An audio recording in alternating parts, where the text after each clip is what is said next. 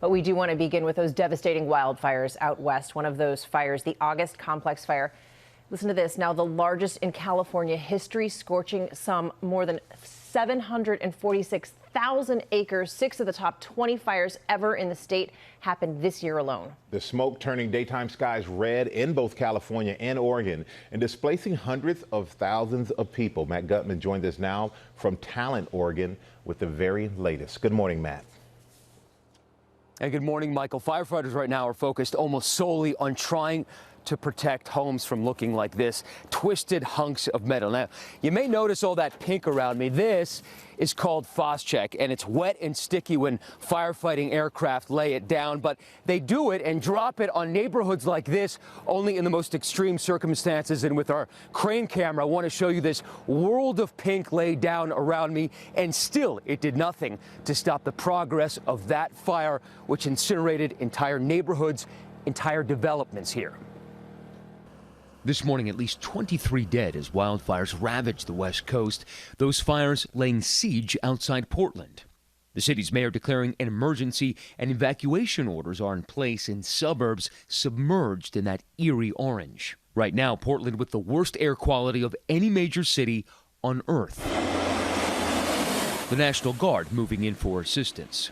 All of Oregon cities are under those eerie orange skies, and across the state, more than 500,000 people forced to flee their homes. Southeast of Salem, Chris Tofty frantically tried to reach his family during the evacuation. I drove through some pretty big flames, I was in the flames, engulfed in my car. I can't believe the tires didn't pop or something, you know? He managed to save his wife, but search teams soon brought back the devastating news. His 12-year-old son, Wyatt, and Wyatt's grandmother, Peggy, were no longer missing. They had died together in the fire. The fires in the Medford area destroying about 600 homes. There's regions of the state who are not getting any assistance from because there's nobody out there. In the coming days, investigators are going to begin sifting through this debris by hand. And you can see what a daunting task that is. This goes on street after street, block after block, 600 homes, entire developments incinerated. In California, over 3 million acres burned. A single fire, the Bear Fire, about the size of Rhode Island. Our Kaylee Hartung is in Butte County. These wildfires have burned a record 3 million acres this year alone. That's more than 26 times what had burned by this point last year. Fire crews are stretched thin. Some have been working nonstop for nearly a month. Is this your parents' home? Yeah. Is there an A-frame house to the left? Shaunisty Early seeing the destruction at her parents' home in this FaceTime call with our Sacramento affiliate KXTV. I can't believe you're there. Can you show me again, please? At first, Shaunisty feared the worst, but her parents were later found safe, staying at a casino. In Washington state, a fire claiming the life of a 1-year-old baby and badly burning his parents. 600,000 acres have burned there in the past 3 days alone. That's more than in any entire year except for 2015.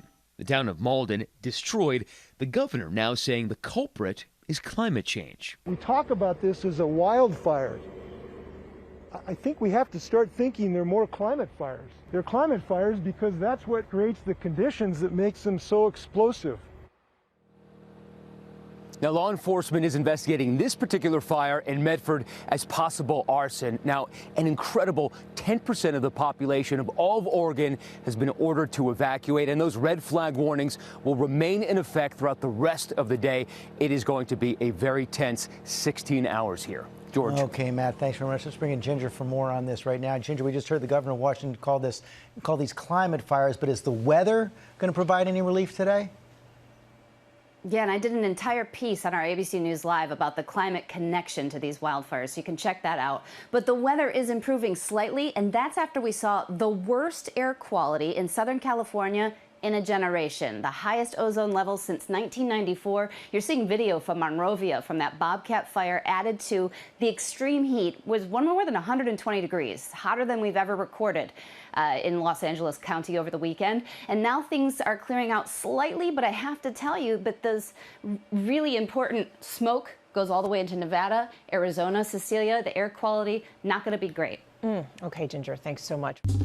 Well, hey there, GMA fans. Robin Roberts here. Thanks for checking out our YouTube channel. Lots of great stuff here. So go on, click the subscribe button right over here To get more of awesome videos and content from GMA every day, anytime. We thank you for watching, and we'll see you in the morning on GMA.